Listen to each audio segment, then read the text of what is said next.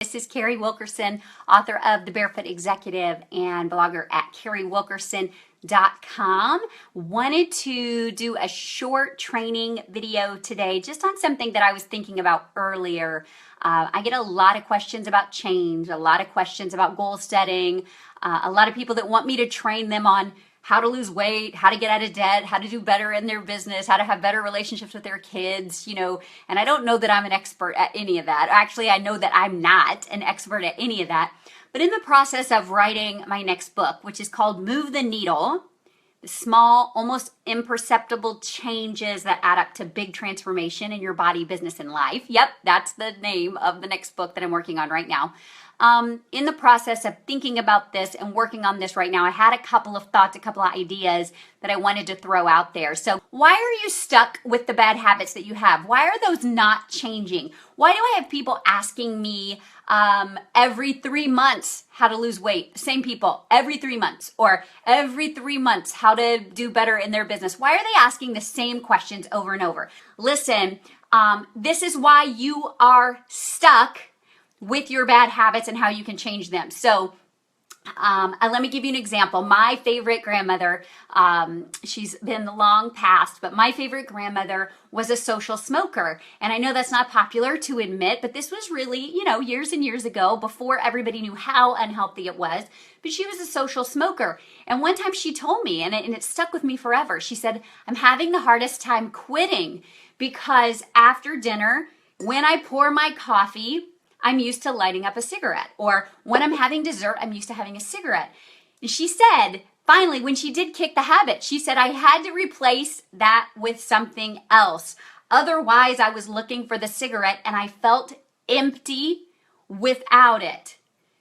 So when you have a habit, sometimes we do this relationship-wise. When you have this person that you're so connected to, whether it's a good relationship, bad relationship, toxic, taking up your time, whatever it is, sometimes the reason we stay with that habit is because we haven't replaced it with new. So let me give you an example. Another example, you say, gosh, I'm spending too much time on Facebook. I'm spending too much time in social media. Well, because when you sit down or when you pick up your phone, if you don't have a plan B, you will always revert to plan A, or you have this tug of war, this resistance. If you have a certain time that you always have a drink or that you always have something sweet, if you don't plan in advance what the new thing is going to be, you will have the resistance, you will give up, and you will give in, and you'll be stuck with that habit. So let me give you an example. If you say, I'm not going to watch so much TV at night. Now, TV is not an issue for me. It's just not something I can sit still and do very much. But if you say I'm watching too much TV at night, then you need to plan in advance. Okay, so after dinner, after we do the dishes, I'm going to put on my tennis shoes and gather the family, and we're going to go for a walk. If you don't have a plan in place, or you could say, I'm going to make a list of home improvement projects. Every night after dinner, we're going to hang pictures, or we're going to paint the front door, or I'm going to weed the flower bed. I'm going to spend an hour and a half, not turning the TV on. I'm going to spend an hour and a half investing in my home. Okay, you have to have a plan. My grandmother broke her smoking habit by, instead of picking up a cigarette and coffee after dinner, she quit having coffee after dinner altogether because it made her want the cigarette that went with it. And she and my grandfather started playing cards and dominoes every night after dinner. Every memory I have of them, gonna tear me up. Every memory of them when I would stay with them after dinner, we would get up, we would clean the kitchen, clean off the space, and we would play cards and dominoes. That was the new cigarette. Does that make sense? So you have to plan ahead. So that means today, if you will sit and say, okay, I need to quit watching so much TV, or I need to quit eating sugary things in the afternoon. I need to quit mindlessly surfing on social media or quit rabbit chasing. I need to stop delaying this or that. You have to come up with a plan B and a plan C. Maybe you say, okay, when I feel the instinct to go to Facebook, I'm going to resist, and instead I'm going to make 5 calls or 5 emails or 5 reach outs for my business growth. Or instead of going to the refrigerator to have my snack or whatever mindless eating we're doing. Okay, instead of that, every time that happens, I'm going to get up and walk around the house 3 times and maybe pick up some clutter I find, or walk around the cubicles in the office, or walk around the building, whatever that happens to be. Your habits that you want to break are probably different than the habits that I want to break. And I'm not saying all Facebook use is bad, and I'm not saying that all TV is bad. Don't say I said what I didn't say. What I'm saying is, whatever those things that are getting in between you and your best you, let me say that again. Whatever those things are that are getting in between you and your best you are probably some bad habits that you have said in the past that you want to change, yes? And if you're stuck in those, if you keep reverting to those, if you keep going back to those relationships out of habit, or that food out of habit, or that drink, or that cigarette, or that TV show, or the couch sitting, or whatever that happens to be, if you keep going back to that out of habit, think, what is a healthy something I can replace instead? I'm going to give you one more example. My college girl, Emily, I adore her. She's a 19-year-old college junior. She's a little bit of a rock star in my mind, and she has had mono off and on since May. It's been kicking her tail. She's really struggling with it. It's been depressing her. We've had to cut her job. She's had to cut her hours back, and she's hanging in there, with 9 college hours to finish the semester. I know some of you are aware. You've been really sweet to send her notes and encouragement.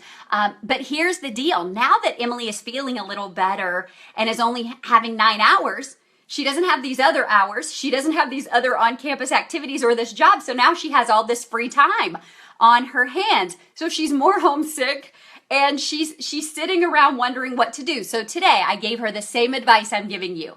I said, let's get back involved with this thing so that you don't feel like you're wasting time or getting depressed or having too much time for your emotions to run there. You have to replace that time consciously, intentionally, proactively create the plan B or plan C. And ideally, y'all, there goes my Southern.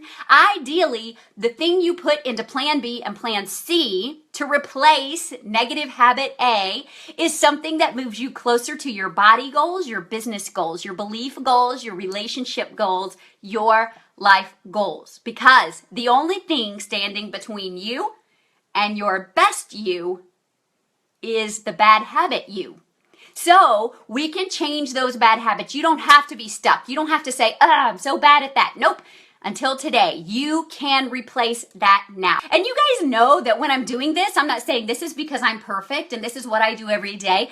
This is usually talking to myself, right? When I look into the phone to broadcast, I see me first. I see me first. I see my habits first. I see what I need to replace first. And the reason these lessons tend to come to me is because of something that I'm dealing with. So I'm replacing an A habit with a B habit. All right. So what else? What do you guys want to say? What do you want to become accountable for? What do you want to replace? What are some healthy things you can replace some unhealthy things with? Body, beliefs, business, relationships, bank accounts. What is it that you know is standing between you and your best you? What is in between you guys there?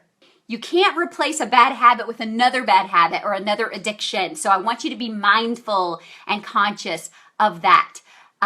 Social media. Guys, sometimes we just default and start looking at our phone. Instead, take it off your phone a couple of days maybe and just consciously see how many times you're looking at it and what could you do instead. Maybe you could call a friend instead.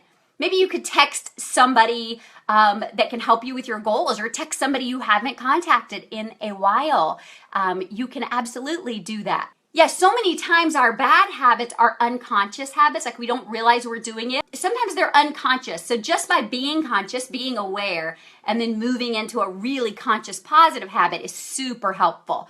I think it's not anything mind-blowing or earth-shattering, but that's what the whole book is going to be about. Move the needle, the small, almost imperceptible changes that make radical transformation in your body, business, and life. It's how you lose weight. It's how you get out of debt. It's how you grow your business. It's how you change your relationships. It's how you modify anything in your life is these little bitty things. Replacing habit A with habit B instead of having the grief the vacuum, the emptiness of walking away from whatever that is.